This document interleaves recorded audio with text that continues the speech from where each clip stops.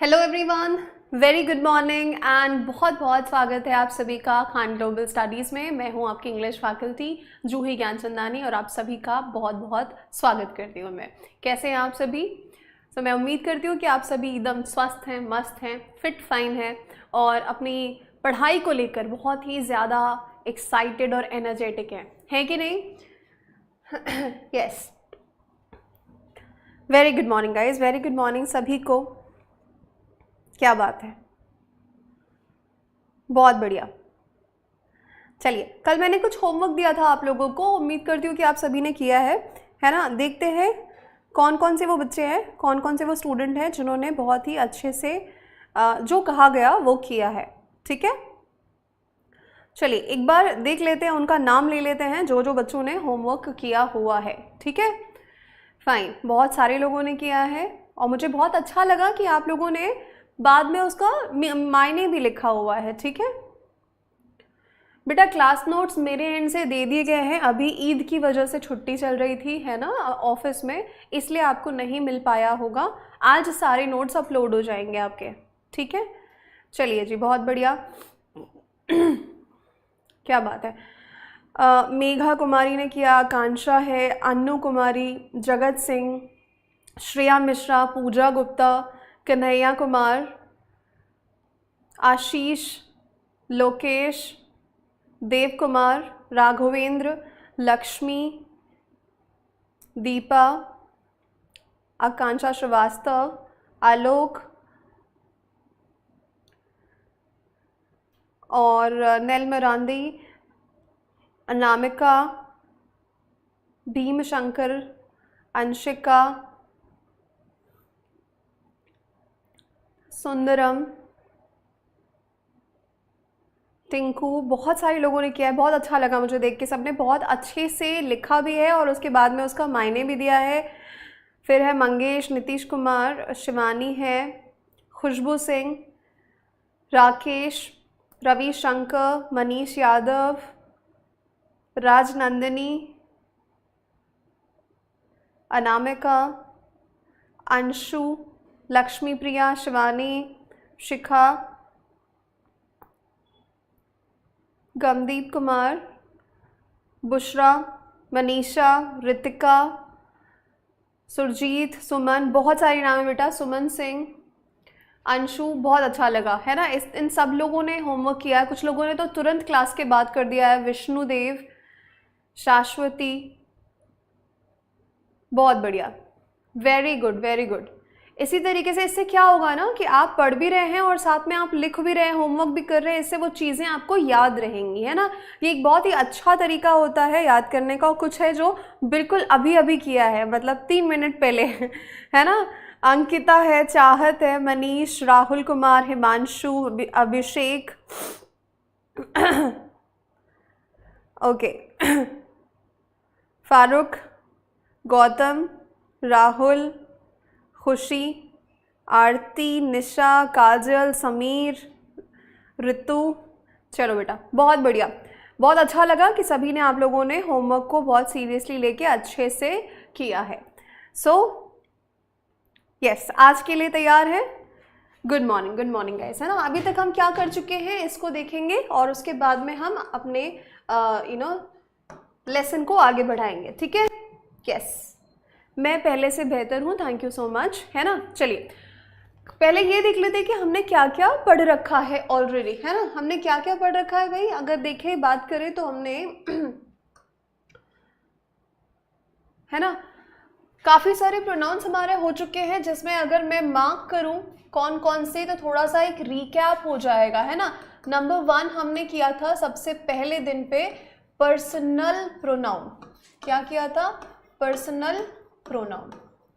ठीक है, ये हो गया हमारा। इससे रिलेटेड हमने काफ़ी सारे कॉन्सेप्ट्स किए थे। 2 3 1 वाला कॉन्सेप्ट, 1 2 3 वाला कॉन्सेप्ट बहुत इंपॉर्टेंट था, है ना?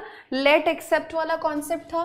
फिर हमने दूसरे दिन शुरू किया था पजेसिव प्रोनाउन, है ना? फिर हमने पजेसिव प्रोनाउन किया, जिसमें हमने पजेसिव प्रोनाउन और पजेसिव एडजेक्टिव में अंतर क्या होता है ये देखा। एडजेक्टिव वर्सेस हमने देखा प्रोनाउन, है ना। एडजेक्टिव और प्रोनाउन में क्या बेसिकली अंतर होता है ये हमने देखा, जो कि बहुत इंपॉर्टेंट था, है ना, क्योंकि इसी में कंफ्यूजन होती है, ठीक है। उसके बाद उससे रिलेटेड हमने जेरेंड फॉर्म सीखा कि जेरेंड फॉर्म आएगा तो हम उसको कैसे टैकल करेंगे, वहाँ पे कौन सा जो प्रोनाउन है वो लगेगा, पॉसेसिव एडजेक्टिव लगेगा, पॉसेसिव प्रोनाउन लगेगा, ये हमने देखा था। फिर कल की अगर हम बात करें तो कल हमने काफ़ी सारे प्रोनाउंस किए हैं, है ना। हमारा रिफ्लेक्सिव प्रोनाउन हो चुका है और साथ ही साथ में हमने एम्फेटिक भी किया, क्योंकि दोनों बिल्कुल सेम शब्दों से बनते हैं। रिफ्लेक्सिव और एम्फेटिक हमने साथ में किया क्योंकि दोनों में क्या आते हैं, सेल्फ और सेल्स वर्ड आते हैं, राइट। क्या आता है भाई, सेल्फ और सेल्स वर्ड। इसमें हमने क्या और सीखा, इसमें हमने जो सीखा था वो है, ये आपको थोड़ा सा रिकैप दे रही हूँ मैं ताकि आप रिकलेक्ट करें सब चीज़ों को, है ना, जो कि बहुत, इनमें से क्या क्या चीज़ें इंपॉर्टेंट है ये मैंने आपको बहुत अच्छे से बता दी है। इसमें हमने ट्रांजिटिव और इंट्रांजिटिव भी पढ़ा था एंड इनट्रांजिटिव,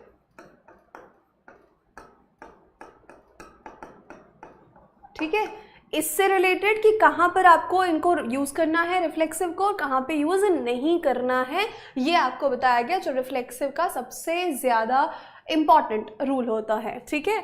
उसके बाद हमने और कौन से प्रोनाउंस को डिस्कस किया था, तो उसमें था डिमॉन्स्ट्रेटिव, है ना, उसमें क्या था, डिमॉन्स्ट्रेटिव, डिमॉन्स्ट्रेट करने वाला। इसमें हमने 4 शब्दों को मेनली पढ़ा था, जो थे दिस, दैट, दीज और दोज, ठीक है। थोड़ा सा रिकैप ज़रूरी है ताकि आप सब चीज़ों को बिल्कुल यहाँ पर याद रख सकें, ठीक है। अच्छा, पहली क्लास है कुंदन आपकी, बहुत बहुत स्वागत है आपका। बड़ा बहुत लेट ज्वाइन कर रहे हैं, पहले बाकी सारी क्लासेस को देख लीजिएगा, अदरवाइज़ फिर ये क्या होगा, यहाँ से तो फिर बाउंसर जाएगा नहीं तो, है ना। पहले पुरानी क्लासेस को ज़रूर देखिए। फिर हमने देखा था डिस्ट्रीब्यूटिव प्रोनाउन, क्या देखा था हमने, फिर हमने देखा था डिस्ट्रीब्यूटिव प्रोनाउन, है ना। इसमें हमने कौन से शब्दों को देखा, इसमें हमने देखा ईच, एवरी, आइदर बोलते हैं जिसको आप लोग, है ना, ईदर, नीदर। अभी ये यहाँ पर एक खास बात और है, पता है, मुझे लगा कल आप लोग कोई ना कोई तो पूछेगा ऐसे, ये जो आइदर और नाइदर होता है, जिसे ईदर और नीदर भी कहते हैं, ये प्रोनाउन की तरह भी काम करता है ना, ये कंजंक्शन की तरह भी काम करता है, पर जब ये कंजंक्शन बनता है तो ये जोड़े में, पेयर में इस्तेमाल किया जाता है, ईदर के साथ और, नीदर के साथ नॉर। यहाँ पर प्रोनाउन है तो इसके बाद हमेशा ऑफ लगेगा, क्या लगेगा, ऑफ लगेगा, ठीक है। ये हमने कल पढ़ा था, कल कंप्लीट किया था यहाँ पे, राइट। अच्छा, चलो यहाँ तक की बात समझ में आ गई। टोटल 10 प्रोनाउंस में से हम 6 प्रोनाउंस को बहुत अच्छे से समझ चुके हैं और सीख चुके हैं, इनके जो कॉन्सेप्ट है इनको हमने अच्छे से समझ लिया है, ठीक है। अब बारी आती है अगले 4 जो बचे हैं उनको पढ़ने की, तो तैयार हैं सबके सब, क्योंकि अब जो पढ़ने वाले हैं वो भी वही सारे जो एग्ज़ाम पॉइंट ऑफ व्यू से बहुत बहुत इम्पॉर्टेंट हैं।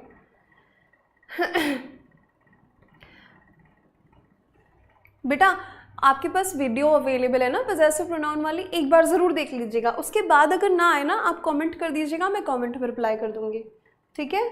चलो, यस, है ना, चलो जी, वेरी गुड, रेडी। चलो आप कह रहे हैं तो मैं एक बार लिख ही देती हूँ, ठीक है। अब ऐसे आप पूछ रहे हैं, मैं ना बताऊँ तो मन नहीं मानेगा, है ना। चलो मैं बता ही देती हूँ आपको, जैसे माय ब्रदर होता है ना, घर पे आप देखोगे जो बड़े भाई होते हैं वो अक्सर काफ़ी क्या होते हैं, बहुत ज़्यादा अथॉरिटेटिव होते हैं, बहुत ज़्यादा ना पावर दिखाते हैं, अपना छोटों पे दिखाते हैं ना। तो अगर मान लो छोटी बहन है तो आपने ये अक्सर सुना होगा, देखा होगा कि उसको भाई मन कर रहा है कुछ ऐसे कपड़े पहने, कुछ फैंसी कपड़े पहन ले, कुछ अच्छे से कपड़े पहन ले, या फिर कुछ दोस्तों के साथ घूमने चले जाए छोटी बहन को। बड़ा भाई क्या करता है, कोई ज़रूरत नहीं है, ठीक है, कोई ज़रूरत नहीं बाहर घूमने की, कोई ज़रूरत नहीं है ऐसे कपड़े पहनने की, कोई ज़रूरत नहीं ये करने की, ऐसा सुना ना आप लोगों ने। ये तो सिचुएशन रिलेटेबल है, हर किसी के परिवार में कोई ना कोई ऐसा होता है। अब देखो उसको किस तरह से हम जेरेंड से कनेक्ट करते हैं, ठीक है। सुना या नहीं सुना, जल्दी बताओ। ठीक है, okay. My brother does not like, यहाँ पे मैं ब्लैंक छोड़ती हूँ, ठीक है।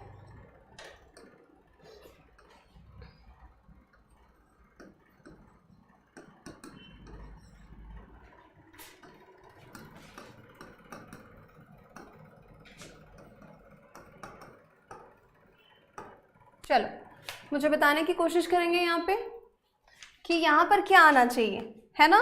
देखा, मैंने कहा था ये सिचुएशन काफी रिलेटेबल है।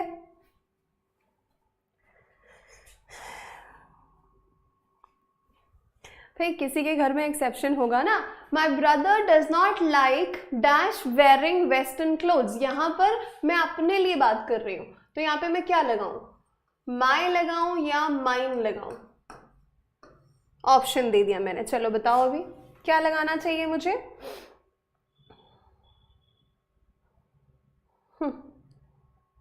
अच्छा आप छोटे हैं तो ऐसा होता है कि नहीं, अरे तुम तो छोटी बहन हो, जो करना करो। हाँ जल्दी बताओ क्या आएगा।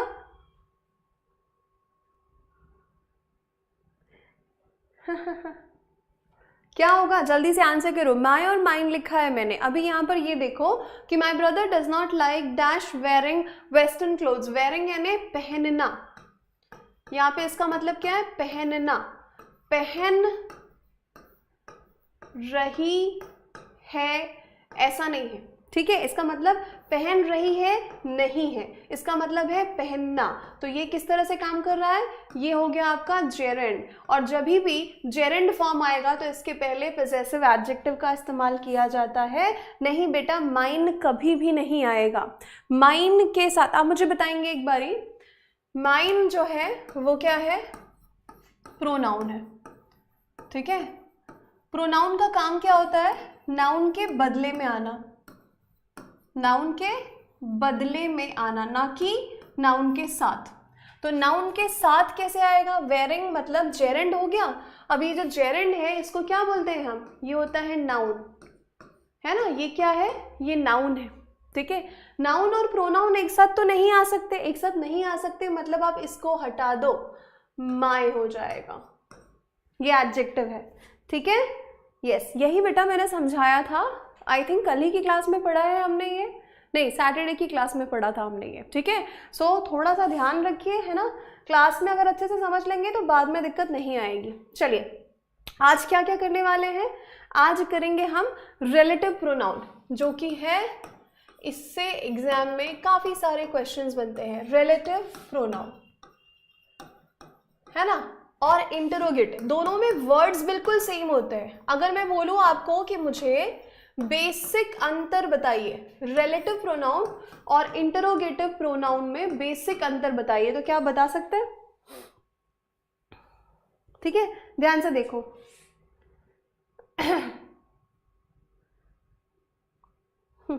फिलर में ऑप्शन देगा, अगर फिल इन द ब्लैंक्स खाली स्थान भरो जैसा आता है तो ऑप्शन रहेगा, नहीं तो आपको तो सही गलत बताना है तो वो। अभी देखो रिलेटिव प्रोनाउन और इंटरोगेटिव प्रोनाउन में वर्ड्स जो होते हैं सेम होते हैं, ठीक है। पर मैंने बोला कि इंटरोगेटिव प्रोनाउन, इंटरोगेटिव ये वर्ड सुनते ही क्या समझ में आता है आपको, जैसे ही मैंने बोला इंटरोगेटिव या इंटरोगेशन का क्या मतलब होता है, कॉमन सेंस है,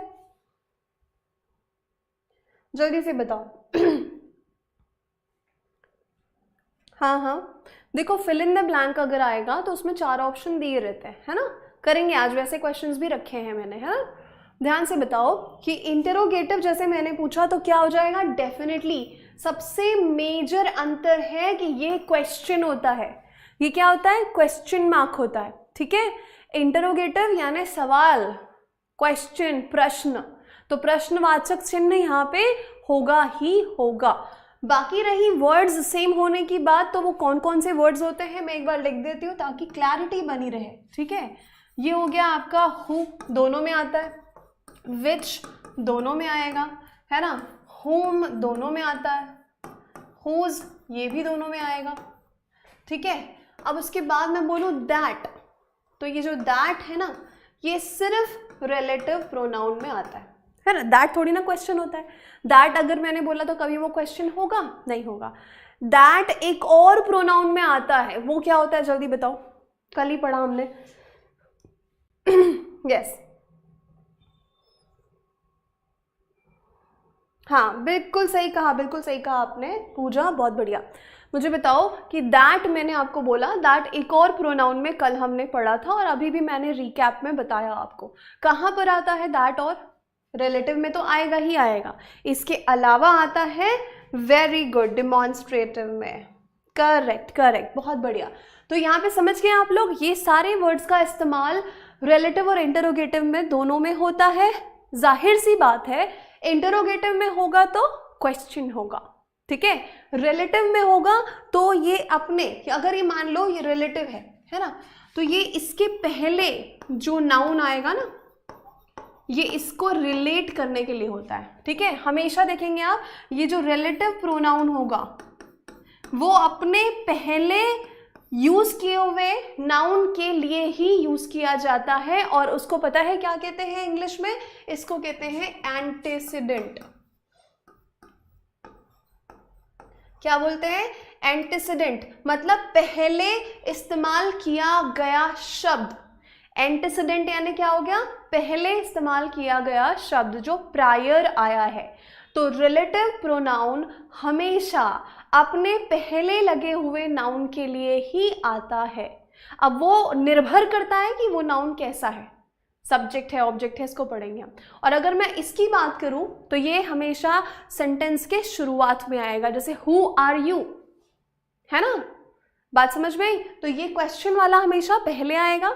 रिलेटिव प्रोनाउन के पहले कोई ना कोई नाउन जरूर होगा, ठीक। इतनी बात समझे? ये बेसिक था, एकदम बेसिक, मैथ में भी आता है ना एंटीसीडेंट। वेरी गुड, पूर्व पद, बिल्कुल सही। हाँ जी हाँ जी, करेक्ट करेक्ट, वेरी गुड। चलो अब यहाँ बेसिक हम समझ चुके हैं, चलते हैं आगे, ठीक है। यहाँ देखो क्या लिखा हुआ है, रिलेटिव प्रोनाउन की बात करेंगे तो ये करता है, ये डिस्क्रिप्शन देता है नाउन के बारे में, है ना। नाउन को क्या लिखा है कि is used to start a description of noun, noun के बारे में कोई जानकारी देगा। The description can come after the noun to identify it और tell us more information about it. मतलब वही नाउन के बाद में आएगा, सिंपल सी बात। ये जो लिखा है इसी को मैंने क्या बोला, यहाँ होगा नाउन, फिर होगा रिलेटिव प्रोनाउन, क्योंकि ये रिलेट कर रहा है, ठीक है। यहाँ नहीं आएगा, यहाँ आता तो फिर तो ये एडजेक्टिव की तरह काम करता, है ना। तो ये यहाँ पर आएगा ही नहीं, ये कहाँ पे आएगा भाई? ये नाउन के बाद में, ये इसको रिलेट करता है, ठीक। अब इसमें जैसे हमने पढ़ा था ना, नाउन के केसेस पढ़े थे कि नाउन में सब्जेक्टिव केस होता है, ऑब्जेक्टिव केस होता है और पॉजेसिव केस होता है, पढ़ा था हमने। सेम तरीके से पर्सनल प्रोनाउन में भी पढ़ा था, सेम तरीके से पॉजेसिव प्रोनाउन में भी पढ़ा था। वैसे ही 3 केस होते हैं इसके भी, ठीक है। अगर हम किसी who and whom refer to people, ये पहले देखो किसके लिए यूज किया जाएगा। ये देखो, जब भी हम हु या होम की बात करेंगे, है ना, हु या होम की बात करेंगे तो ये लोगों के लिए होगा, लिविंग नाउन्स के लिए होगा, है ना, सिंपल है। विच जो होता है वो चीज़ों के लिए होगा, थिंग्स के लिए होगा, एनिमल्स के लिए होगा, मतलब सारी नॉन लिविंग या फिर सीधे सीधे जिनको हम इट से डिनोट करते हैं, ठीक है, जिनको हम इट से डिनोट करते हैं। दैट रिफर्स टू पीपल और थिंग्स। अगर मैं बात करूं दैट के लिए तो दैट दोनों के लिए आएगा, पीपल के लिए भी यूज करते हैं और चीज़ों के लिए भी यूज करते हैं। चलो फटाफट से एक बार बताना मुझे, हु का इस्तेमाल हम कब करेंगे? मैं हटा देती हूँ इसको, है ना। हु किस किस चीज के लिए यूज करेंगे, जल्दी से कहना एक बारी। हु और हुम किसके लिए आएगा, लिविंग या नॉन लिविंग? बेटा आपको पीडीएफ मिल ही रहा है और ये जो चीज़ें मैं लिख रही हूँ ये आपके पीडीएफ में रहेंगी ही रहेंगी, है ना। तो आपको क्या करना है, आपको जो चीज़ अलग से हाईलाइट करनी है उसको नोट कर लेना, है ना। हु और होम लिविंग के लिए यूज होगा, विच किसके लिए यूज होगा, विच किसके लिए यूज होगा? बिल्कुल सही, बहुत बढ़िया।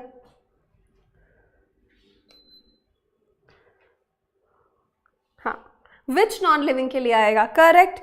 दैट की अगर मैं बात करूं तो दैट किसके लिए आएगा? सबका आंसर चाहिए। हर एक पर्सन जो कैमरे के उस पार बैठा है मुझे बहुत एक्टिव स्टेट में चाहिए, है ना। सुबह सुबह का टाइम है, पढ़ना है बहुत अच्छे से, ठीक है। दोनों के लिए, लिविंग और नॉन लिविंग दोनों के लिए इस्तेमाल किया जाएगा। शाबाश, बहुत ही बढ़िया, शानदार, है ना। तो इतनी बात समझ में आ गई। अब एग्जाम्पल देखो यहाँ पे, जैसे हमने अभी बोला लिविंग के लिए, mister Sharma who is your neighbour is sitting beside me at the restaurant, है ना। होता है ना, हम कभी रेस्टोरेंट में गए और वहाँ पे क्या देखते हैं कि अरे ये तो हमारे पड़ोसी हैं, है ना, दुग्गल साहब आए हैं, शर्मा साहब आए हैं, है ना, जो भी है। तो क्या हो गया, मिस्टर शर्मा, ये क्या है हमारा यहाँ पर, एक तो सब्जेक्ट है, दूसरा ये लिविंग है, ठीक है। तो मिस्टर शर्मा जो आपके, तो ये क्या हो गया, जो, है ना। मिस्टर शर्मा जो आपके नेबर हैं, पड़ोसी हैं, वो रेस्टोरेंट में मेरे बगल में बैठे हुए हैं। हु क्या हो गया, रिलेटिव प्रोनाउन। क्या कर रहा है ये, रिलेट कर रहा है मिस्टर शर्मा को नाउन को, ठीक, बिल्कुल सही। हु आया क्योंकि लिविंग है। My mother gifted me the dress which I liked in the shop, मतलब शॉप पे गए थे, वो ड्रेस पसंद आई तो उसकी मदर ने क्या किया, वो ड्रेस उसको लेके दे दी। तो ड्रेस की बात कर रहे हैं, है ना, हम किसकी बात कर रहे हैं, ड्रेस की। तो ये क्या है, ये नॉन लिविंग है। अभी नॉन लिविंग है तो उसके लिए आ गया विच, ठीक है, बात समझे। I loved all the stories that my grandmother used to tell me। अभी बताओ यहाँ पे क्या समझ में आया बेटा। रितु 2 मिनट रुक जाओ, होम के लिए भी आ रहे हैं, अभी आपको टेबल दिखाएंगे हम, ठीक है, थोड़ा सा पेशेंस रखो। होम बताएंगे, हुज बताएंगे, सब बताएंगे। क्या हो गया मोहित बेटा, क्या पूछना चाह रहे हो, ठीक है, सब बताएंगे। दैट दोनों के लिए होता है, बिल्कुल सही है। पर जहां पर भी ऑल वर्ड का इस्तेमाल आएगा ना, वहां पे हम प्रेफर करते हैं दैट। इसके लिए आगे पढ़ेंगे हम, अभी इतना समझो। I loved all the stories that my grandmother use to tell me. मेरी दादी जो मुझे सारी कहानियां बताती थी वो मुझे बहुत पसंद आती थी, ठीक है। तो यहाँ पर क्योंकि ऑल आया है इसीलिए दैट आएगा। इसके लिए अभी पजल मत होना, क्वेश्चन मत लेके आना, आगे पढ़ेंगे हम, ठीक है। सो डोंट वरी, इतना समझ लो कि ये हु आया लिविंग के लिए, विच आया नॉन लिविंग के लिए, यहाँ पर दैट आया है स्टोरीज के लिए, नॉन लिविंग के लिए, ठीक है। हाँ जी,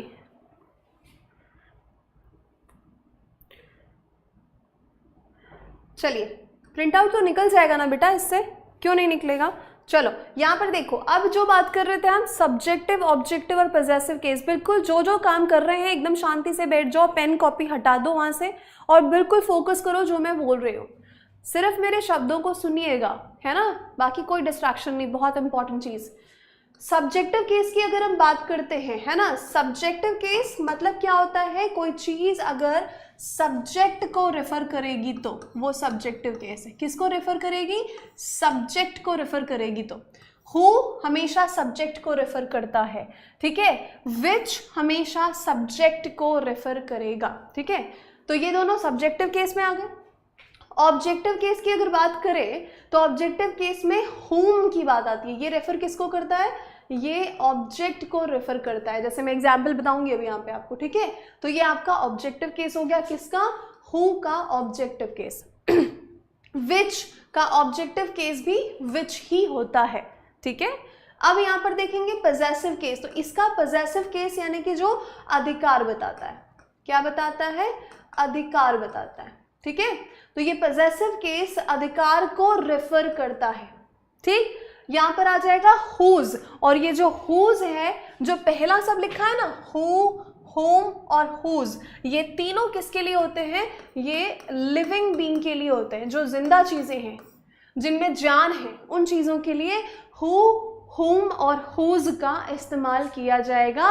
और अगर मैं ये बोलूं which, अब इसका possessive क्या हो जाएगा, of which। possessive में क्या आ जाएगा, याद है, अभी यहाँ पर चीजों को रिलेट करते हैं। नाउन में एक चीज पढ़ी थी हमने कि जब भी हमको लिविंग नाउन का पोजेशन बताना है तो हम करते हैं अपॉस्ट्रोफी एस, हाँ या ना, ठीक है। जब भी हमें नॉन लिविंग का बताना है तो हम क्या करते हैं, ऑफ लगाते हैं, हाँ या ना, जल्दी बोलो। देखो कैसे हर एक चीज लिंक्ड हर एक चीज जो है आपस में एक दूसरे से संबंधित है कि नहीं बताओ? याद करो जो मैंने 10 दिन पहले पढ़ाया आपको, है ना? बताओ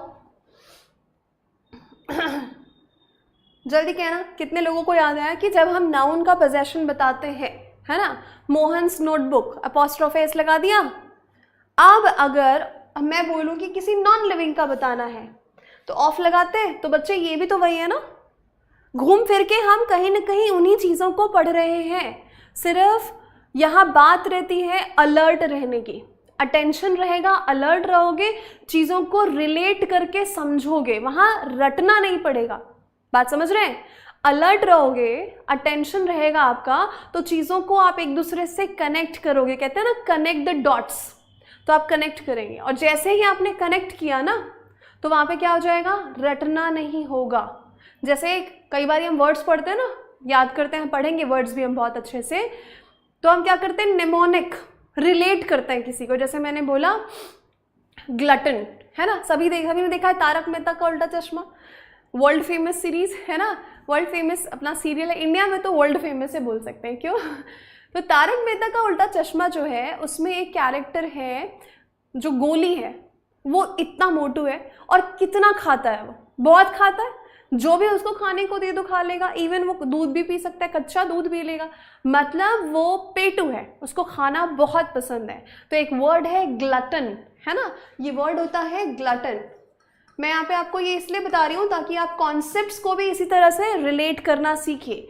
ग्लटन को हमने ब्रेक कर दिया, ग्लूकोज इन टन्स बोल दिया इसको मैंने, ग्लटन का ग्लू हटा दिया और इधर टन हटा दिया, तो ग्लूकोज इन टन्स मैंने बोला इसको। क्या बोला मैंने? Glucose in tons. ठीक है, एक ऐसा व्यक्ति जो ग्लूकोज भी टन्स में खा सकता है, वो कितना बड़ा पेटू होगा, और इसको मैंने रिलेट कर दिया उस कैरेक्टर से। तो अब ये डॉट्स कनेक्ट हो गए, अब ये चीज मैं कभी नहीं भूलूंगी। ठीक है, बात समझ में आई? तो वही चीज सेम आप ग्रामर के कॉन्सेप्ट में भी कर सकते हैं। यही चीज पढ़ी थी हमने ऑफ वाली और अपॉस्ट्रोफी वाली, बेटा वही चीज पढ़ रहे हैं यहाँ पे भी। ठीक सभी का फेवरेट शो है वो, है ना। एक टाइम था जब मुझे भी वो बहुत ही ज़्यादा पसंद था, और खाना खाना है मतलब वो तारक मेहता चलना चाहिए, ये एक रूल बन गया था। ठीक है, चलो चलो जी, बहुत बढ़िया, समझ में आया?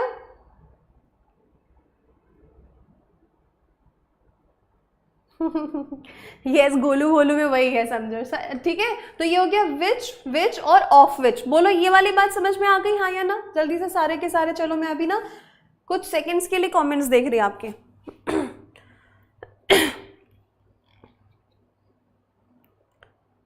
हिंदी मीडियम के हैं तो ज़्यादा समझ में आता है, आपको नहीं आ रहा समझ में? अभी इंग्लिश बोलेंगे तो क्या होगा, मेजॉरिटी को नहीं समझ में आएगा, इसलिए तो इंग्लिश है ना। चलो ये जो मैंने बताया हु, हुम और हुज, विच, विच और ऑफ विच, ये बात समझ में आ गई? देखो इससे आगे बहुत सारे कॉन्सेप्ट्स बनने हैं। ठीक, गॉट इट, है ना। अभी जब मैं आपसे पूछूंगी ना क्वेश्चंस तो भूलना नहीं फिर।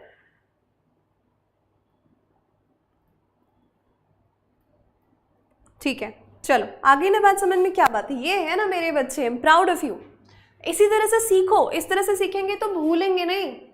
चलो जी, अब बनाओ, ये क्वेश्चन आया हुआ है, याद है आपका एग्जाम हुआ था 2013 का, जो री एग्जाम हुआ था 2014 में सेकेंड शिफ्ट का, उसका पेपर है, उसका क्वेश्चन है। क्वेश्चन को ध्यान से पढ़ो और बनाओ, है ना। The ant who was nearby walked forward and bit the hunter sharply in the ankle. चलो बताओ इसमें क्या गड़बड़ है?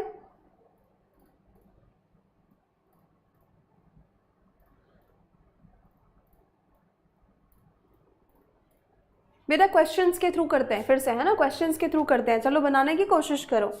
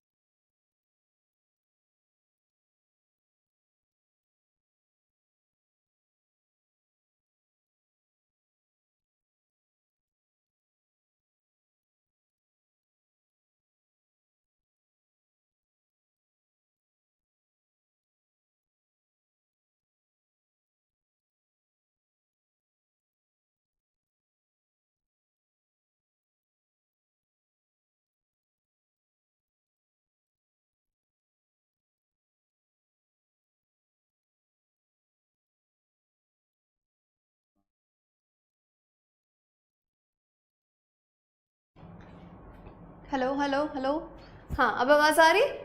ठीक है, चलो बैटरी डिस्चार्ज हो गई थी, कोई बात नहीं, चलो फिर से समझ लेते हैं, कोई बात नहीं। ठीक, चलो जी, ठीक है। यहाँ क्या हुआ, मैंने कहा हम चींटी की बात कर रहे हैं, चींटी की बात कर रहे हैं, एंट की बात कर रहे हैं, तो हम इसको क्या ही या शी बोल सकते हैं? आंसर होगा नहीं मैडम, ही और शी कैसे लगा सकते हैं इसमें हम, है ना, क्योंकि वो तो इंसेक्ट है। अब देखो मैंने पूछा क्या हम इट लगा सकते हैं इसके साथ? आंसर होगा बिल्कुल लगा सकते हैं। जब ही शी नहीं आएगा तो ऑप्शन क्या है हमारे पास में, इट लगाने का। अब अगर इट आया है तो वो नॉन लिविंग है, नॉन लिविंग की कैटेगरी में आया तो वो विच के साथ यूज किया जाएगा, हु नहीं आएगा बच्चे, हु नहीं आएगा। ठीक, बात समझे यहाँ पे, हाँ या ना?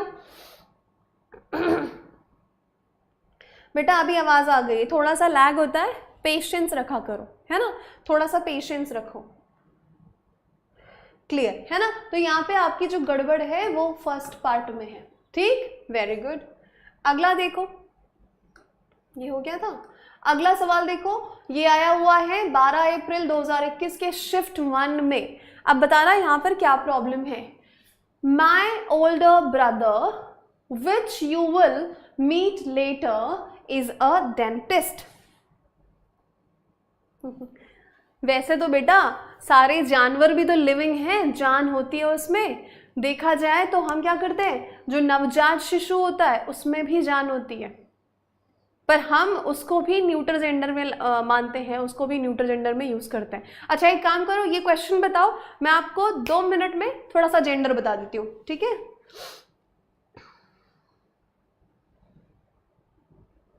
ठीक, वेरी गुड। हम किसकी बात कर रहे हैं? माई ओल्डर ब्रदर। ब्रदर मतलब ये हमारा क्या हो गया, लिविंग बीइंग। किसकी बात कर रहे हैं? किसी का भाई, किसी की जान, है ना, ये हो गया भाई, भाई की बात कर रहे हैं, लिविंग है। विच होता है नॉन लिविंग के लिए। आना क्या चाहिए इसके लिए, रिलेट करना है तो हु आना चाहिए। Who you will meet later, जिसे आप मिलने वाले हो, है ना। ठीक है, पार्ट बी में गड़बड़ है, देखो कितनी आसानी से समझ में आ गया। जो प्रोनाउन से क्वेश्चंस बनेंगे बेटा, उसमें वेटेज जो होता है ना, वो पर्सनल प्रोनाउन से बनने का होता है, वो वेटेज होता है आपका रिलेटिव प्रोनाउन से क्वेश्चंस बनने का। ऐसा नहीं कि बाकी से नहीं आएंगे, बट जो मैं वेटेज की बात कर रही हूँ ना, रिलेटिव और पर्सनल से बहुत सारे क्वेश्चंस बनते हैं, इसलिए रिलेटिव को आप बहुत ध्यान से समझिए, एक एक क्वेश्चन को ध्यान से समझिए, भले वो ऑब्वियस दिख रहा हो, अरे तो क्या है, फिर भी समझो अच्छे से, ठीक है?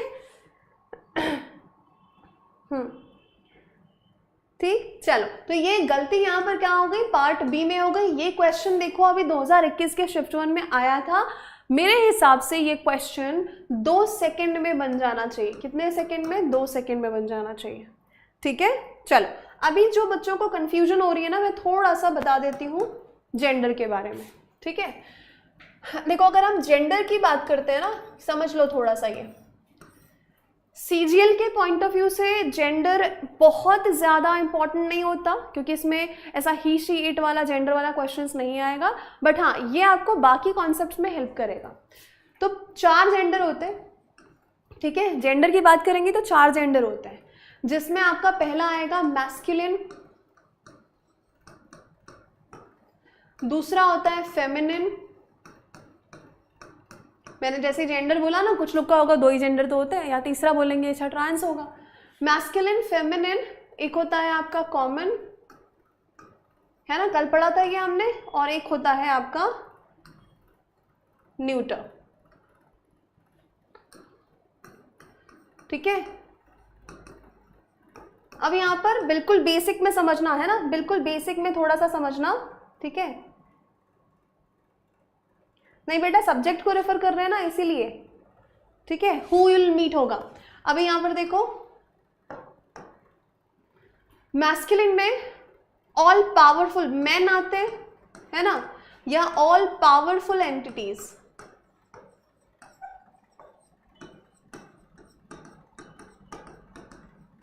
ठीक है, मैन या ऑल पावरफुल एंटिटीज। यहां पे फीमेल्स आएंगी सारी, all delicate, entities, beautiful, delicate, है ना, जितने भी होंगे, इतना समझो। ये तो बिल्कुल ठीक है, एम और एफ समझते हैं, मेल और फीमेल, इतना तो समझ में आया दोनों जेंडर में। अब अगर हम इन दोनों की बात करेंगे तो इनके लिए जो प्रोनाउन होगा, मैस्कुलिन के लिए क्या होगा, ही होगा, फेमिनिन के लिए क्या होगा, शी होगा। इतनी बात समझ में आ गई, इतनी बात क्लियर है, एकदम आसान। अब आगे देखना, ठीक है। हाँ, अब देखते हैं कॉमन जेंडर, जिसको हम क्या कहते हैं पता है हिंदी में, ये होता है उभय, उभय लिंग। संस्कृत पढ़ी है ना सभी ने, संस्कृत पढ़ी है ना, क्या क्या होता है, स्त्रीलिंग, पुल्लिंग, नपुंसक लिंग और उभय लिंग। तो उभयचर, उभय लिंग मतलब कॉमन, उभय यानी क्या होता है, कॉमन होता है, कहते हैं ना उभयचर। उभयचर किसको बोलते हैं हम, एम्फीबियंस किसको बोलते हैं, जल और थल दोनों में निवास करते हैं। क्रोकोडाइल, एलिगेटर, स्नेक्स, ये पानी में भी होते हैं, ये जमीन पे भी होते हैं, ये होते हैं उभयचर। उभय लिंग क्या हो जाएगा, टीचर, स्टूडेंट, आप क्या है, उभय लिंग है, आप कॉमन जेंडर है। भाई मैं अगर स्टूडेंट बोल रही हूँ तो क्या मैंने स्पेसिफाई किया कि मैं सिर्फ मेल स्टूडेंट की बात कर रही हूँ? स्टूडेंट म्हणजे वो एक मैन भी हो सकता है, वुमेन भी, गर्ल भी, बॉय भी। टीचर मेल भी फीमेल भी, डॉक्टर मेल भी फीमेल भी, पुलिस मेल भी फीमेल भी, मिनिस्टर मेल फीमेल दोनों, पेरेंट्स मेल फीमेल दोनों। बात समझे? तो उनको हम किस कैटेगरी में रखते हैं, कॉमन कैटेगरी में रखते हैं, कॉमन जेंडर की। अब बात यहाँ ये आती है, जो कल हमने क्वेश्चन पढ़ा था कि हम प्रायोरिटी किसको देते हैं। हमने पढ़ा था कि जब कॉमन जेंडर को किसी सेंटेंस में यूज किया जाएगा तो इसको डिनोट करेंगे हम ही से, हिम से, है ना, हिज से, ये सारे वर्ड्स लगेंगे यहाँ पे, क्योंकि प्राथमिकता देते हैं हम। मैंने बोला every soldier must be loyal to dash country. His country होगा, हर कंट्री होगा। सोल्जर तो दोनों हो सकते हैं, एक फीमेल सोल्जर भी होती है, एक मेल सोल्जर भी होता है, पर यहाँ पर हम क्या करेंगे, प्राथमिकता देंगे मैस्कुलिन जेंडर को। उसका ये मतलब नहीं होगा कि आप सिर्फ मेल की बात कर रहे हैं, इन जनरल आप सबकी बात कर रहे हैं, ठीक है। Every soldier must be loyal to his country, ठीक, बात समझे अभी, बिल्कुल सही। तो ये यहाँ पे मैस्कुलिन्स के प्रेफरेंस दी जाएगी। न्यूटर की बात करें तो अब यहाँ पर ध्यान से समझिए, जिनको कंफ्यूजन हो रही है ना, इस रिलेटिव प्रोनाउन में सब क्लियर हो जाएगा। पहली बात तो यहाँ पे क्या आएगा, सारा नॉन लिविंग, ठीक है, एनिमल्स, ठीक है, एनिमल्स, इंसेक्ट्स, वर्म्स जो भी होंगे वो सब इधर आते हैं, ठीक है। नॉन लिविंग हो गया, एनिमल्स हो गया, प्लांट्स हो गए, ठीक है, सारे कलेक्टिव नाउन हो गए। इसमें भी कंडीशन होती है, अपवाद आपको हर जगह मिलेंगे, पर अपवाद हम जब पढ़ेंगे जब हमें ज़रूरत होगी।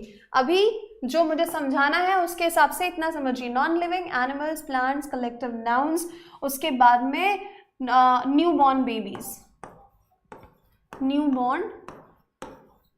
अब ये बेबीज यहाँ पे मैं कौन से वाले बेबीज की बात कर रही हूँ, छोटे बेबीज की, आप लोग के बड़े बेबी की बात नहीं कर रही मैं, ठीक है। यहाँ पर ध्यान से देखना, non living, animals, plants, collective nouns, newborn babies. तो जब मैंने नवजात शिशु बोला तो बोलेंगे मैम उनका तो जेंडर पता होता है ना कि लड़की हुई है या लड़का हुआ है, बिल्कुल मालूम होता है।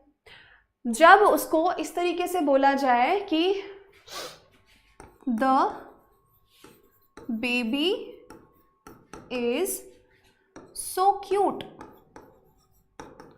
ठीक है, बट अब मुझे नहीं पता उसका जेंडर, अभी मुझे नहीं पता है, but is crying a lot,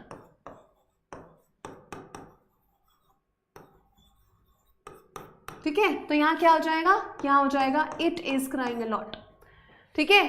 अब यहां पर ये होता कि the baby is a boy and he is crying a lot, ठीक है, बात समझ में आई। तो ये होता है कि आप एनिमल्स को भी, आप नवजात शिशु को भी, आप पेड़ पौधों को भी किस में रखते हैं, न्यूटर जेंडर में। इन सब को डिनोट किया जाता है इट से, इसीलिए इसको कहते हैं न्यूटर। बात समझ में आ गई, क्लियर? यस, उसकी मम्मी के सामने मत बोलना it is crying a lot, पीट देंगी आपको। हाँ चलो ठीक, अभी कोई प्रॉब्लम, अभी कोई प्रॉब्लम है, नहीं होनी चाहिए। अब बोलोगे प्रॉब्लम में ना तो पिटाई होएगी, बता रहे हैं। चलो ये डन है, यहाँ पे हमने ये देखा विच, यहाँ पे हु आ गया, ठीक। चलो भाई अब चलते हैं अगले सवाल पे। ये आया हुआ है आपका क्वेश्चन, देख लो। CGL 1 दिसंबर को जो पेपर हुआ था 2022 शिफ्ट 2 का पेपर है। अब इसको बनाइए।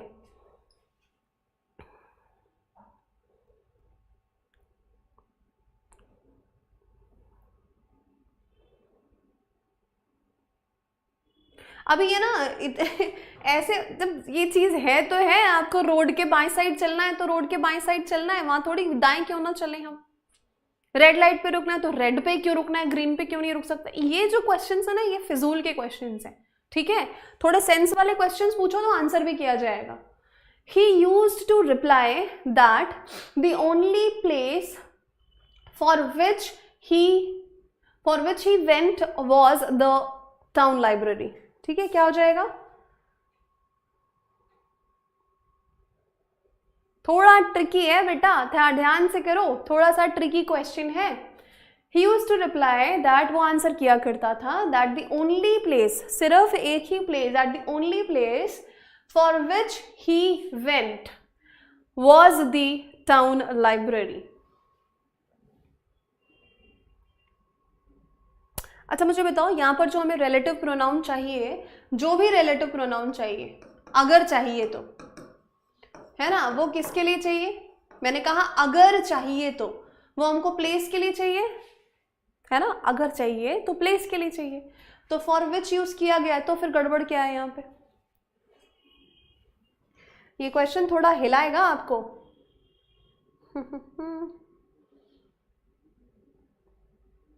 बिल्कुल हो सकता है बेटा, क्यों नहीं हो सकता, फर्स्ट अटेम्प्ट में क्लियर। बस आपकी तैयारी अच्छी होनी चाहिए, है ना। हु होगा, ये कौन है, रुको रुको रुको, किसने आंसर किया, इनका नाम तो लेना बनता है। प्रवीण राठौड़, बहुत बढ़िया बेटा प्रवीण, अमेजिंग, बहुत ही बढ़िया। अभय, क्या बात है, बहुत बढ़िया। 2 लोगों का आंसर मुझे दिखा है, प्रवीण और अभय का। Well done guys. हम बात कर रहे हैं this is the only place for which, क्यों होगा यहाँ पे, वेयर, जहां। तो यहाँ पे हमें रिलेटिव प्रोनाउन जो दिया हुआ है वो चाहिए ही नहीं, नको, नहीं चाहिए, नहीं मांगता है। यहां पर हमको क्या बताना है, ये तो एडवर्ब आ गया, where, this is the only place where, यही एक वो प्लेस है जहां मैं पढ़ने जाता था। टाउन लाइब्रेरी ही वो प्लेस है जहां, तो जहां रिलेटिव प्रोनाउन नहीं होता है। तो यहां पर क्या हो गया, आना चाहिए, एडवर्ब आया है, रिलेटिव प्रोनाउन हमको पता होना चाहिए रिलेटिव प्रोनाउन कहाँ नहीं आएगा, ये भी कहाँ आएगा, उसके साथ कहाँ कहाँ नहीं आएगा। आप भी कही थी नेहा, बहुत बढ़िया बेटा, बहुत बढ़िया। आशीष ने, अच्छा अभी सुन के बोला नहीं, अगर आपको मालूम था या समझ में आ गया था कि वहां फॉर विच नहीं वेयर आना चाहिए तो बैंग ऑन, बहुत बढ़िया, वेल डन। अपनी पीठ थपथपा लीजिएगा अपनी, क्योंकि ये बहुत ही शानदार क्वेश्चन था। और आप देख सकते हैं रिसेंट ईयर्स में आया हुआ क्वेश्चन है शिफ्ट 2 में 2022 में, ठीक है। अब ऐसे क्वेश्चंस क्या होता है, यहीं पर हम बना रहे हैं, हम आराम आराम से बना रहे हैं, इजी होके बना रहे हैं। पर यही क्वेश्चन जब एग्जाम में लिखना हो या सॉल्व करना हो तो एग्जाम में प्रेशर होता है टाइम का। फिर ये क्वेश्चन जो होते हैं ना, ये दिलाते हैं हमको माइनस मार्किंग, अगर सोचा नहीं अच्छे से तो, ठीक है। इसीलिए प्रैक्टिस बहुत इंपॉर्टेंट है।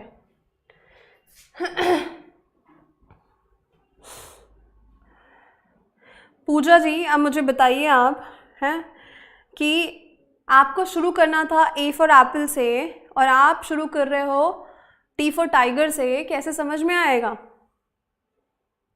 बेटा। इसीलिए ना जो शुरुआत से मैंने क्या बताया अभी 5 मिनट पहले, मैंने आपको बताया कनेक्टिंग द डॉट्स। आप कैसे डॉट्स को कनेक्ट कर रहे हो, पिछले डॉट्स पता है तभी ना इससे कनेक्शन हो रहा है ना।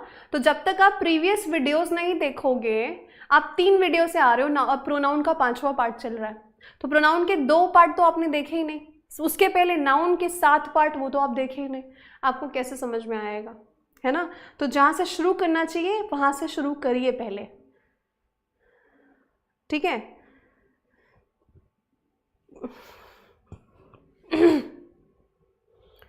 भाई पेपर जो होता है ना बेटा, एक शिफ्ट में नहीं होता प्री का पेपर, है ना, बहुत सारी शिफ्ट्स में होता है। तो ये शिफ्ट 1 शिफ्ट 2, तो यहाँ पर बात समझ में आ गई। गलती थी सी वाले पार्ट में, वहां पे आएगा वेयर।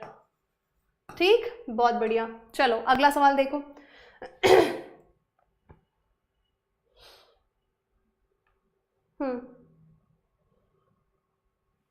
इट नहीं हो सकता, इट क्यों होगा भाई?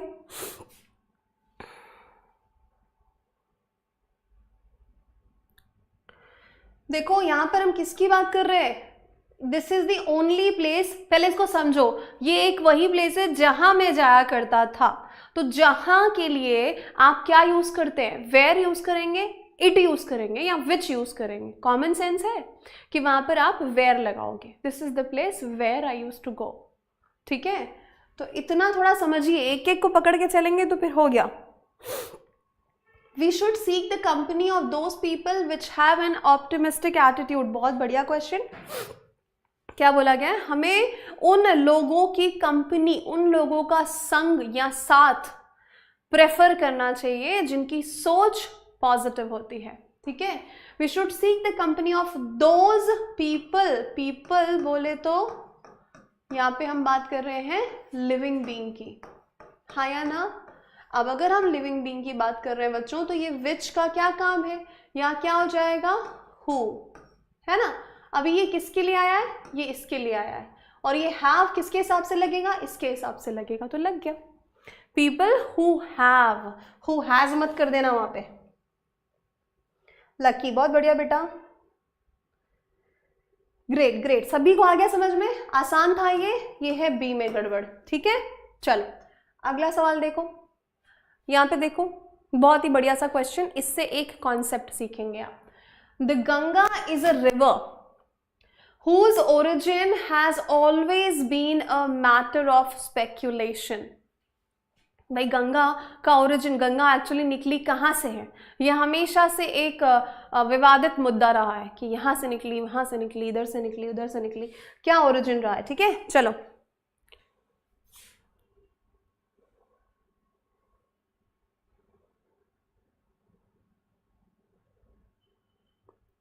बेटा, हर चीज में ट्रांसलेट वैसे नहीं करना होता है, बट हाँ ठीक है, चलो हम ना कर देंगे, हर सेंटेंस का कर देंगे हम। ऑफ हुज, विच, अच्छा। पहले ये मुझे बताना कि जो रिवर है ये हम भौगोलिक फीचर्स बोल सकते हैं, माउंटेन, रिवर, प्लेट्यू, पठार, डेजर्ट वगैरह जितने भी हैं, रेगिस्तान वगैरह वगैरह वगैरह, ये सब के सब क्या हम इनको लिविंग बोलेंगे? ही शी बोलेंगे? नहीं, इनको भी हम इट से डिनोट करते हैं। इनको किससे डिनोट करते हैं? इट से डिनोट करते हैं। चाहे वो रिवर हो, चाहे वो माउंटेन हो, चाहे वो पठार हो, खाड़ी हो, समुद्र हो, कुछ भी हो, हम उसको इट से डिनोट करते हैं, ही या शी नहीं लगाते हैं। ठीक है, अब अगर ही या शी नहीं लगाते हैं, इट से डिनोट करते हैं बेटा, तो ये जो हुज है यहां पर हो गया ना गलत, क्योंकि हुज किसके लिए लगाते हैं हम? हुज तो लिविंग बीइंग के लिए आता है ना। हम क्या बोलना चाह रहे हैं? Ganga, the Ganga is a river जिसका, और मैंने आपको बताया था जहां पर भी का, के, की ऐसा कुछ आता है तो ये क्या बताता है? ये पजेसिव केस की बात करता है। किसकी बात करेगा? पजेसिव केस की बात करेगा। नॉन लिविंग का पजेसिव केस कैसे बनाते हैं? मैंने टेबल में बताया था शुरुआत के 10 मिनट में। नॉन लिविंग का पजेसिव केस कैसे बनता है बताओ? बिल्कुल सही कह रहे हैं, इसमें गड़बड़ है बी वाले पार्ट में, बट मुझे आंसर चाहिए कि कैसे बनाएंगे। टेबल पढ़ी थी, हु, हुम, हुज, विच और फिर क्या था? जल्दी बताओ। सब चीजें मैं नहीं बताने वाली, मुझे जानना है आप में से कितने लोगों को पता है चीजें। वेरी गुड, बहुत बढ़िया, शानदार। Of which is a river, the origin of, अब यहाँ पे कैसे करेंगे इसको? थोड़ा सा चेंज करना पड़ेगा।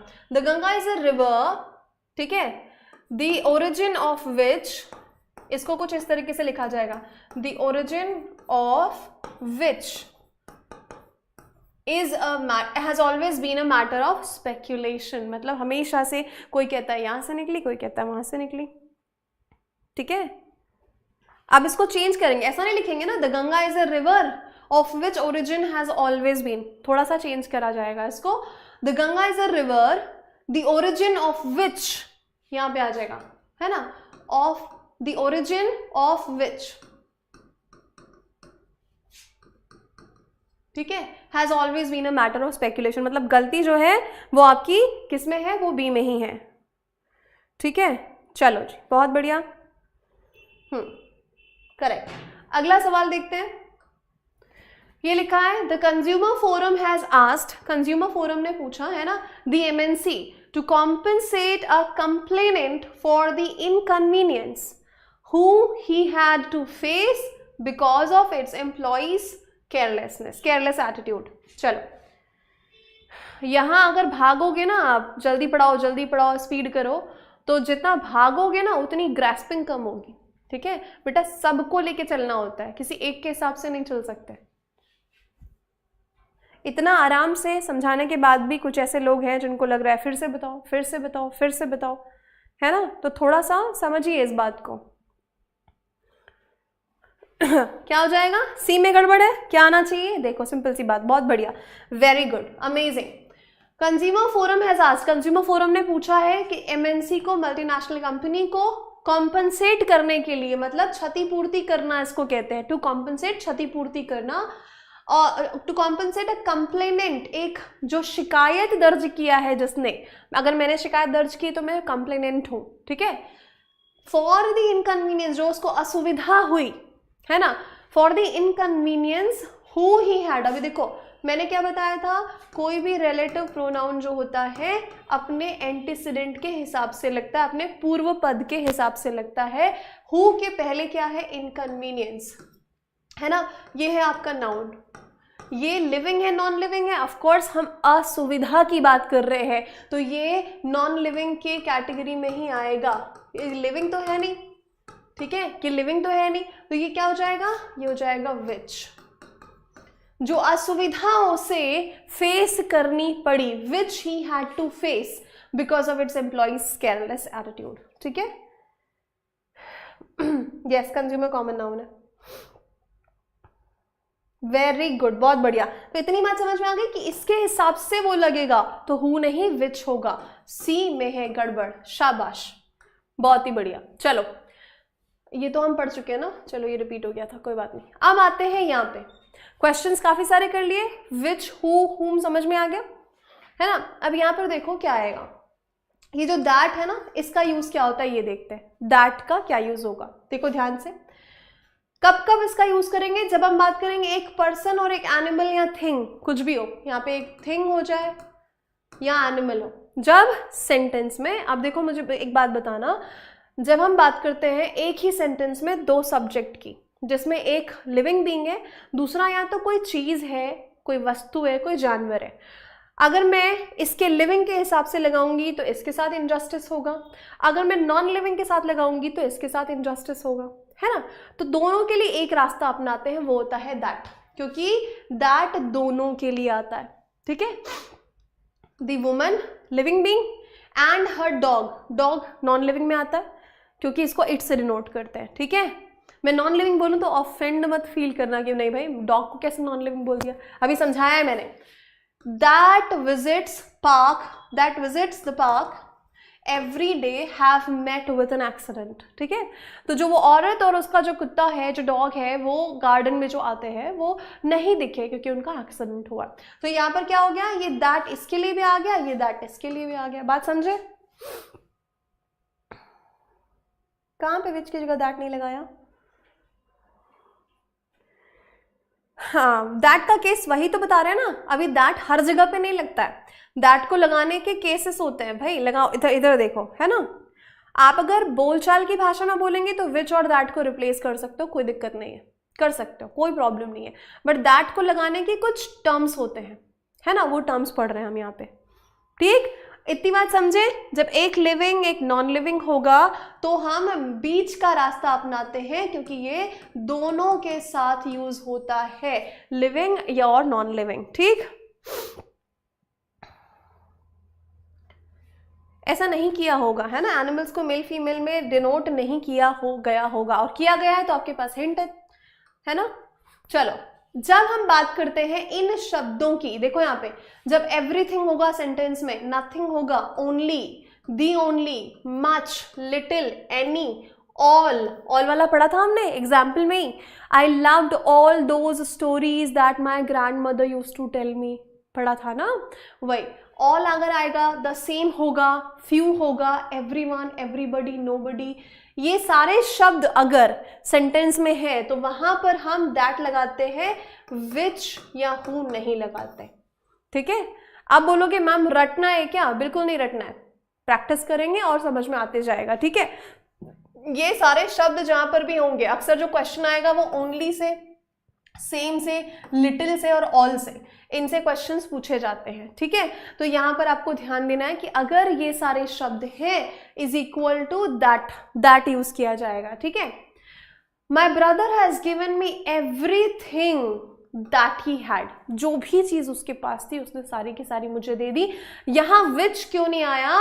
क्योंकि भाई साहब एवरीथिंग लिखा है। ठीक है,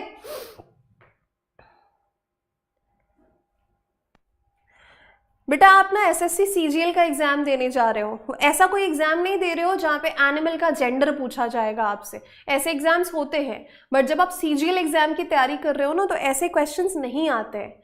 अगर आते होते तो मैं आपको जरूर कराती कि काऊ को शी बोल दिया तो। अभी आप बहुत, हम जा रहे हैं इस ट्रैक पे, आप जा रहे हो उधर, है ना, तो वापस आ जाओ वहां से, जो समझाया जा रहा है उसको समझो, क्योंकि ऐसा क्वेश्चन नहीं आता। ठीक है, हाँ बिल्कुल। नाउन का प्रैक्टिस सेट अपलोड हो चुका है, नाउन का वीडियो सोल्यूशन भी आज आपको 2 वीडियोस मिल जाएंगे, है ना, मैंने दे रखे हैं बहुत टाइम से, अपलोड नहीं हुए हैं वो। चलो, अभी क्या हो गया? Everyone that has visited the red fort likes it, जो भी व्यक्ति रेड फोर्ट विजिट करता है। अब देखो यहाँ पर क्या है? चीज है, वस्तु है, थिंग की बात कर रहे हैं। किसकी बात कर रहे हैं? थिंग, है ना। और यहाँ पर देखोगे आप, हम व्यक्ति की बात कर रहे हैं, तो यहाँ पे हम पर्सन की बात कर रहे हैं, यहाँ पे लिविंग बीइंग की बात कर रहे हैं, तो भी दैट आया, तो भी दैट आया। एवरीवन है दैट, एवरीथिंग है दैट। समझे? क्वेश्चंस करें?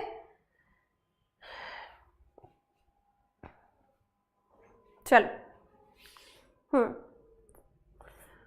अब बताओ क्वेश्चन, ये एक और कर लेते हैं फिर उसके बाद क्वेश्चन। और एक और चीज ध्यान रखेंगे, दैट की 3 चीजें ही है ना। एक और चीज क्या है? जब भी सेंटेंस में आपके पास सुपरलेटिव डिग्री होती है, सुपरलेटिव डिग्री मतलब क्या होता है? मच, मोर, मोस्ट पढ़ते हैं ना, beautiful, more beautiful, most beautiful, good, better, best, bad, worse, worst.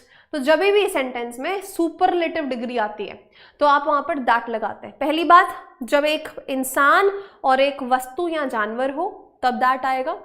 जब सेंटेंस में everything, everybody, all, few, many, little, only, same ऐसी चीजें हो तो भी वहां पर दैट लगाते हैं।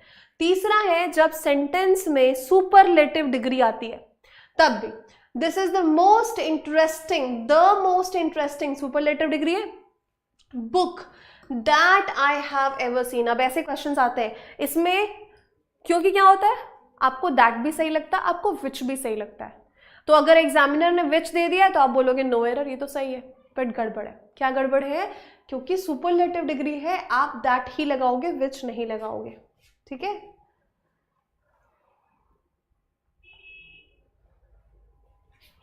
ठीक है। चलो बेटा, उसमें भी दैट ही आएगा। क्वेश्चन प्रैक्टिस करेंगे, देखो आगे डिपेंड करता है ना, सेंटेंस पे भी डिपेंड करता है। सेंटेंस करते जाएंगे और बात समझते जाएंगे। चलो, जो जो चीजें लिखी थी इनको तो आपको ध्यान रखना है, ये है ना, नोबडी है तो नो वन के साथ भी वही जाएगा, एवरीवन है तो उसके साथ भी वही जाएगा, है ना। चलो आगे देखो, ये हाँ क्वेश्चन ये, of all the books you have brought this is the only one which is worth reading. जितनी भी किताबें आप लेकर आए हैं उनमें से ये जो है, ये किताब बहुत वर्थ रीडिंग है। चलो, अच्छी है, दैट इज वर्दी रीडिंग।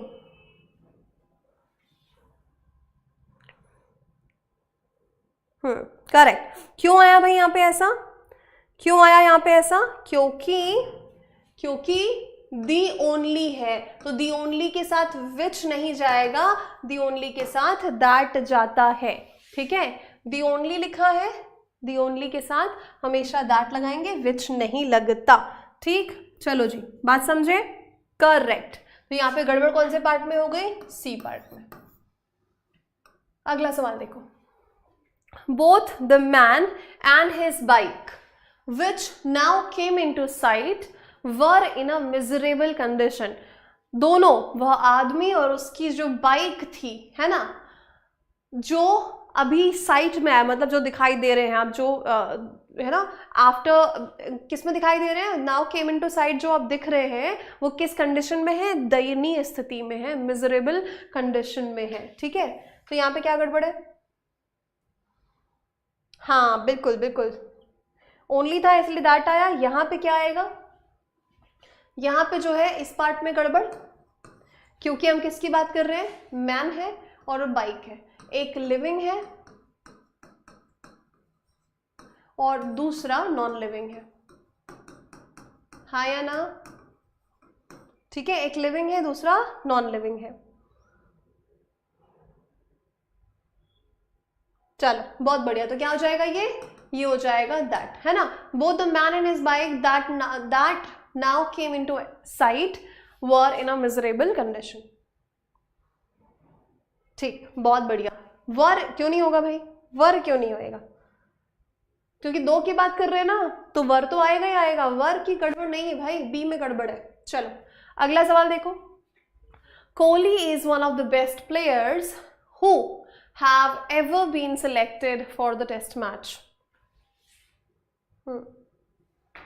चलो ध्यान से देखो, क्या होना चाहिए यहाँ पे?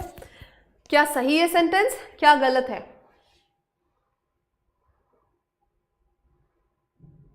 बिल्कुल समझ गया ना, तीन चीजें हैं दैट की, तीन चीजें दैट की, जब एक लिविंग एक नॉन लिविंग हो।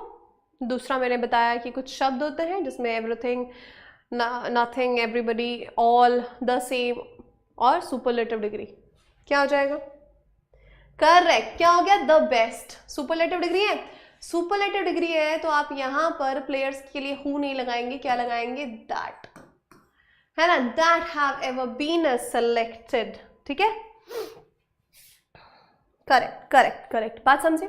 कैसे कॉन्सेप्ट को समझने के बाद क्वेश्चंस यूं बनने लगते हैं चुटकियों में। अभी समझा, सीखा और क्वेश्चन बनाया। अब क्या होगा, इसकी जितनी ज़्यादा प्रैक्टिस करते जाएंगे, प्रैक्टिस सेट आपको मिल जाएगा, डोंट वरी, है ना।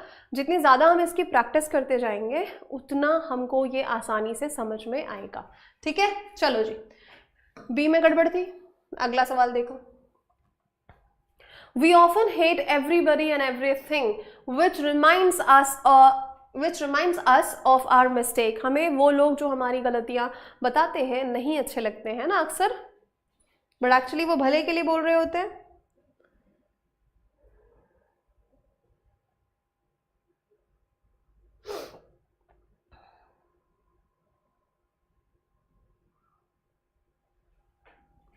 चलो बताओ क्या आएगा यहाँ पे आंसर? हम क्या किसकी बात कर रहे हैं? हेट एवरीबडी, मतलब हम लिविंग बोल रहे हैं। एवरीबडी यानी क्या हो गया? बॉडी, लिविंग, है ना। एवरीथिंग नॉन लिविंग, फिर से वही वाली बात, लिविंग और नॉन लिविंग है बच्चे, तो यहाँ पर विच नहीं, क्या आएगा? दैट आएगा, क्योंकि दैट इसके लिए भी आता है और दैट इसके लिए भी आता है, तो वो रास्ता जो दोनों के लिए सही है। करेक्ट, समझ में आ गई बात? एक बार फटाफट से थम्स अप कर दो। करेक्ट है ना, बी। अगला, चलो ये बहुत बढ़िया क्वेश्चन है, ध्यान से देखो, ये बहुत बढ़िया क्वेश्चन है, देखो ध्यान से।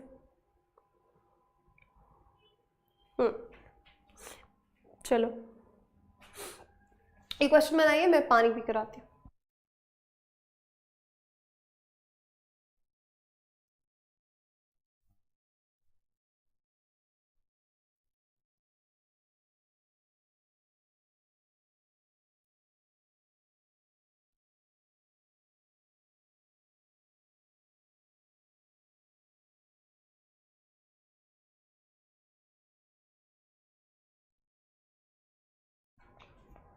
हाँ जी, बना? क्या हो जाएगा? क्या हो गया रिचा बेटा, आपको क्या क्वेश्चन है आपका?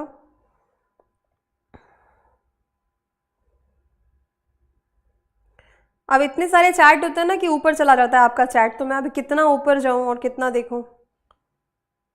चलो क्या लिखा है, विच, अभी इम्प्रूव द सेंटेंस है ना, इम्प्रूव द सेंटेंस है। ये वाला पार्ट जो है इसको आपको बताना है ये सही है या नहीं है। Which determines a healthy meal varies from country to country. हर एक देश का हेल्दी मील कहलाने का तरीका अलग अलग होता है, कि हमारे देश के लिए हेल्दी मील क्या है, उनके देश के लिए क्या, उनके देश के, तो ये अलग अलग है, वेरी करता है ना। विच डिटरमाइंस होगा, यहाँ क्या होना चाहिए, देखो एलिमिनेट करते हैं, सबसे पहले हटाओ, जो काम का नहीं उसको हटाओ। हु डिटरमाइंस नहीं होगा। विच डिटरमाइंड, विच तो दिया ही हुआ है ना, विच डिटरमाइंस को डिटरमाइन कर दिया, ये तो गलत है। वॉट डिटरमाइंस, अभी यहाँ पर ये जो शब्द वॉट है ना बच्चे, ये जो शब्द वॉट है ये क्वेश्चन नहीं पूछ रहा, no it is not asking question. हर एक कंट्री का हेल्दी मील क्या होता है, हर एक कंट्री का अलग अलग क्या होता है आ रहा है, पर ये क्वेश्चन नहीं, ये एक स्टेटमेंट है ना, ये एक स्टेटमेंट है, क्वेश्चन नहीं है, इसीलिए यहाँ पर हमने व्हाट लगाया जो कि एक रिलेटिव प्रोनाउन होता है। What determines a healthy meal, वो हर एक कंट्री का अलग अलग होता है, ठीक है। जैसे मैं बोलूं what you have been taught is of great value, ठीक है। अभी ये सेंटेंस को देखो ध्यान से, क्या ये क्वेश्चन है, क्या ये सेंटेंस जो मैंने लिखा है, क्या ये सेंटेंस एक क्वेश्चन है। What you have been taught is of great value, ठीक है। तो ये जो what है यहाँ पर इसका मतलब क्वेश्चन नहीं है, ये स्टेटमेंट है कि जो भी आपको पढ़ाया गया है वो बहुत ग्रेट वैल्यू का है, वो बहुत इंपॉर्टेंट है। यहाँ पर what किस तरीके से आ रहा है, रिलेटिव प्रोनाउन के तरीके से आ रहा है, क्वेश्चन नहीं कर रहा। क्वेश्चन होता तो ये इंटरोगेटिव बन जाता, वैसे ही यहाँ पर चाहिए था what, ठीक, हाँ जी ठीक। चलो अगला सवाल देखो। अच्छा अगला हम आ जाते हैं इंटरोगेटिव पे, देख लेते हैं टाइम क्या हुआ है, 10:10 हुआ है। इंटरोगेटिव फटाफट से पढ़ लेते हैं, है ना, थोड़ा सा कि वो क्या आप करके आज की क्लास एंड करें। फिर एक काम करते हैं, छोटा सा रिवीजन ले लेते हैं इसी का, है ना, जो आज पढ़ा, उसके बाद वो क्या आप करके क्लास को एंड करते हैं, क्योंकि प्रोनाउन की एक और क्लास लेनी पड़ेगी अब, है ना, जिसमें हमारे 3 प्रोनाउंस जो बचे हैं उनको कंप्लीट करना पड़ेगा, ठीक है। चलो कोई बात नहीं हाँ वो क्या आप करते हैं, ठीक है। यहाँ पे पहले जो रिलेटिव में पढ़ाया उसको एक बार छोटा सा रिकैप समझ लो, क्योंकि बहुत इंपॉर्टेंट है, इससे काफ़ी सारे क्वेश्चंस बनेंगे। क्या क्या पढ़ा हमने, हु, हुम और हुज, ठीक है। हु, हुम और हुज ये रिलेटिव के कॉन्टेक्स्ट में ये किसके लिए आएगा, ये सब्जेक्ट के लिए आएगा, ये ऑब्जेक्ट के लिए आएगा और ये पजेसिव केस बताने के लिए आएगा। जैसे इसका क्या हुआ, ये हु, हुम, हुज, अब ये लिविंग के लिए आता है, और नॉन लिविंग की बात करेंगे तो विच होता है, विच होता है और ऑफ विच होता है, ठीक है। ये पढ़ा हमने। ये आप में से किसी ने पूछा था मुझसे, जैसे मैं बोलूं आई have a brother, I have a brother whom I love so much, ठीक है। यहाँ पे देखो अब ये केस कौन सा हो गया, मैं किसकी बात कर रही हूँ, I have a brother, ये ऑब्जेक्ट है, यहाँ पे मैं इसको रेफर कर रही हूँ, इसीलिए क्या हो गया, ऑब्जेक्टिव केस हो गया। I have a brother, brother object की प्लेस पे, रेफर मैं ऑब्जेक्ट को कर रही हूँ, इसीलिए ये हो जाएगा whom I love so much, who I love so much नहीं होगा, ठीक है। वेरी गुड, बहुत बढ़िया। whose है ना, अभी ये क्या हो जाएगा, I have a neighbour, I have a friend बोल देते चलो, है ना, I have a friend whose car is orange, ठीक है। whose car is orange in color, whose car is orange in color लिख देती हूँ मैं, तो ज्यादा क्लियर हो जाएगा। अभी यहाँ पे क्या हो गया, आई हैव अ फ्रेंड, मेरा एक दोस्त है जिसकी कार का रंग जो है वो ऑरेंज है। ठीक है, बात समझ में आई। तो हुज कब यूज किए, जब हम पोजेशन बताए। तो ये सारी चीजें थी। अब इसके बाद में जो इंपॉर्टेंट था वो क्या था, दैट का यूजेज, है ना। दैट का 3 यूज बताया मैंने। नंबर 1, जहां पर, है ना, 1 पर्सन है प्लस 1 एनिमल या थिंग है। दूसरा, जहां पर ऐसे शब्द हैं everything, nothing, all, few, only, ऐसे शब्द कहते हैं ना। जैसे इसका एग्जाम्पल अगर मैं दूं आपको, तो इसको क्या कहते हैं, इसको कहते हैं, है ना, all that glitters is not gold. हर चमकती हुई चीज सोना नहीं होती है, कहते हैं ना। तो all that glitters is not gold, बात समझे। ये हो गया। तीसरा जो यूज होता है दैट का, वो क्या होता है, सुपरलेटिव डिग्री के साथ। किसके साथ होता है, सुपरलेटिव डिग्री के साथ। ठीक है, बहुत बढ़िया। ये चीज बहुत बहुत बहुत इंपॉर्टेंट है, समझ गए ना। इनका यूसेज अपने एंटीसीडेंट, पूर्व पद के लिए होता है। ठीक, चलो यहां तक की बात समझ में आ गई। अब चलते हैं हम आगे वोकैब पे। आज की वोकैब में जो वर्ड है वो है आपका क्रेसी। क्रेसी यानी शासन, गवर्नमेंट, है ना। किस तरह की गवर्नमेंट है क्रेसी, शासन करना, टू रूल, है ना, सरकार चलाना, राज। यस, चलो आप में से कितने लोगों को क्या क्या पता है ये बताते जाएंगे। मैं शब्द लिख रही हूं, उनका मायने आप बताएंगे। ठीक है, सबसे पहला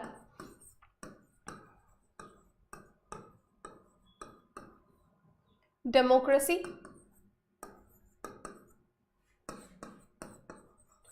प्लूटोक्रेसी। जहां पर भी क्रेसी शब्द आया मतलब वो शासन को बताएगा। एरिस्टोक्रेसी, ठीक है। चौथा जेरेंटोक्रेसी,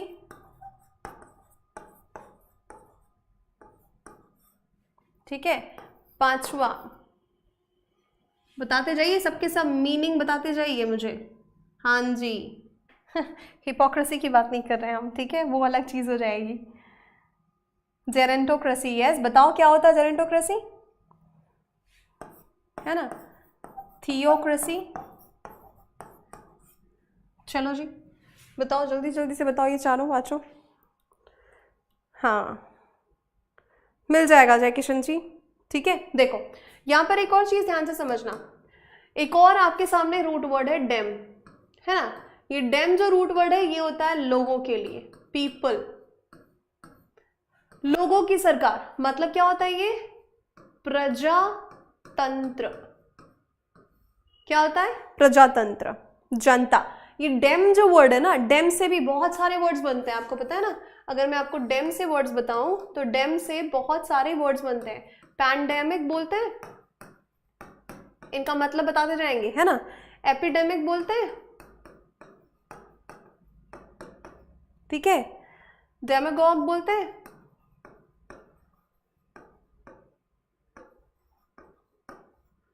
रुको मैं ठीक से लिख देती हूँ इसको।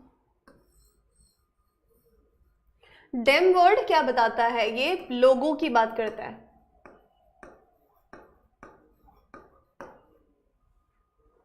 ठीक है। किसका, बिल्कुल बताते हैं, ठीक है। प्लूटोक्रेसी क्या होता है, अमीरों की सरकार, है ना। अमीरों की सरकार, वेल जो लोग बहुत रिच होते हैं ना की सरकार, मतलब जो लोग बहुत धनवान हैं, वेल्दी हैं, उनकी सरकार अगर है तो वो प्लूटोक्रेसी कहलाता है, ठीक है। अगर मैं बोलूं यहाँ पर एरिस्टोक्रेसी, एरिस्टोक्रेसी की मैं अगर बात करूं तो ये क्या हो जाता है, एरिस्टोक्रेसी मतलब नोबेल लोग, मतलब शाही लोग जो होते हैं ना, नोबल लोग जो होते हैं बहुत, तो ये नोबल लोग की जो क्लास होती है, नोबल पीपल है ना, उनकी सरकार, नोबल लोगों की क्लास, नोबल लोगों की सरकार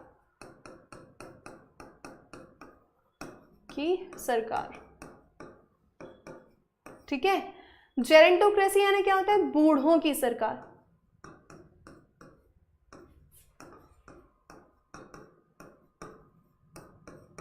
ठीक है। धनिक तंत्र, ठीक ठीक मोदी की सरकार, ठीक है। विद्वान, हाँ विद्वान भी कह सकते हैं। थियोक्रेसी क्या हो जाएगा, थियोक्रेसी, हाँ जो भगवान को मानते हैं बहुत ज़्यादा, भगवान के धार्मिक लोग हैं जो बहुत ज़्यादा, है ना, जो पूजा पाठ करते हैं। थीस्ट और एथिस्ट समझते हैं ना, थियो किससे बना, थियो भी एक रूट वर्ड है जो किसको बताता है, यहाँ पे 2-3 रूट वर्ड आप पढ़ लिए, एक तो क्रेसी बताया मैंने, दूसरा डेम आपको बताया कि जहां पर भी डेम वर्ड आएगा वो लोगों के लिए होगा। थियो मतलब ये आता है गॉडली चीज़ों के लिए, है ना, थियो मतलब आता है ये गॉडली चीज़ों के लिए, गॉड से संबंधित, भगवान से संबंधित होता है ये, किससे, भगवान से संबंधित होता है। थीस्ट और एथिस्ट में अंतर समझते हैं ना आप, थीस्ट जो आस्तिक है और जो एथिस्ट है वो नास्तिक होता है, ठीक है। तो थियोक्रेसी, थियोगैमी, है ना, ये जो शब्द होते हैं वो क्या होते हैं, भगवान से संबंधित होते हैं। तो अगर धार्मिक लोगों की कोई सरकार है ना, तो उसको क्या बोलेंगे हम, धार्मिक लोगों की सरकार,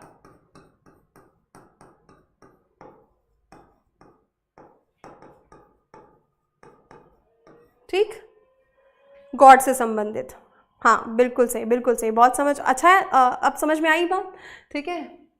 अब फंबल कर रहे हैं, है ना, अब जवाब दे रहे हैं, गला जवाब दे रहा है कि बस करो अब ठीक है, यस, ए लग गया। अब ये एथिस्ट की बात जो आप कर रहे हैं ना, थीस्ट मतलब जो आस्तिक है, आस्था रखता है, ए लगा दिया, है ना, ये वाला जो शब्द है ए लगा दिया, तो ये ए ना, ये नेगेटिव बन जाता है, विदाउट की बात करता है। ए का मतलब क्या होता है, विदाउट, ठीक है, ए का मतलब क्या होता है, विदाउट।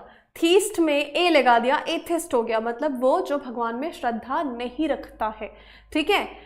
सिम्टोमैटिक कहते हैं, और एक होता है एसिम्टोमैटिक, है ना, तो मतलब जिसके सिम्टम्स दिखाई नहीं देते वो एसिम्टोमैटिक होता है। ए लग गया मतलब बिना, विदाउट, ठीक है। क्रोमैटिक, ए क्रोमैटिक, क्रोमैटिक यानी कलर से संबंधित, और ए क्रोमैटिक यानी क्या हो जाएगा, वो हो जाएगा जिसमें कलर्स नहीं है, ठीक है। तो ये समझ में आई बात, ये तो मैंने इतने शब्द बताए हैं, और मैं अभी लीव ले रही हूँ आप लोगों से।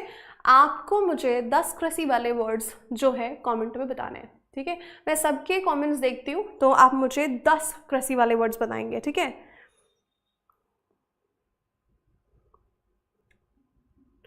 एग्नोस्ट कहते हैं उसको, ठीक है। चलो क्या हो जाएगा, डेमोक्रेसी, प्लूटोक्रेसी, ये सब बताया मैंने आपको। डेम वाला एक रूट बता दिया यहाँ पे मैंने आपको, डेम को हम और अच्छे से भी पढ़ेंगे। उसके साथ मैंने थियो बताया, जहाँ पे थियो वर्ड, थीस्ट वर्ड आएगा वो भगवान से संबंधित होगा। साथ में मैंने ए बता दिया कि जहाँ पर भी ए लगा होता है वो क्या होता है, वो आपका होता है बिना या विदाउट की बात करता है, ठीक है। चलो जी, बहुत ही बढ़िया। तो ये सारा कुछ हमने आज पढ़ लिया, और कल की क्लास में 3 जो बचे हुए हमारे प्रोनाउंस है वो कंप्लीट करेंगे, जिसमें है इंटरोगेटिव, जिसमें है आपका इंडेफिनिट, और एक बचा रेसिप्रोकल। ये तीनों बहुत छोटे छोटे से प्रोनाउन है, ये फटाफट से 1 घंटे में कंप्लीट हो जाएंगे, ठीक है। सो मैं उम्मीद करती हूँ कि आज जो रिलेटिव प्रोनाउन पढ़ा वो आपको अच्छे से समझ में आ गया है, क्योंकि वो बहुत ज़्यादा इंपॉर्टेंट है, ठीक है। सो मिलेंगे कल की क्लास में, तब तक के लिए आप रिवाइज करिए, रिविजन करिए, वर्ड्स पढ़िए, और PDF में ज़रूर बहुत ही जल्द आपको दे दूँगी वर्ड्स की, ठीक है। Thank you so much, take care, keep learning, नमस्कार।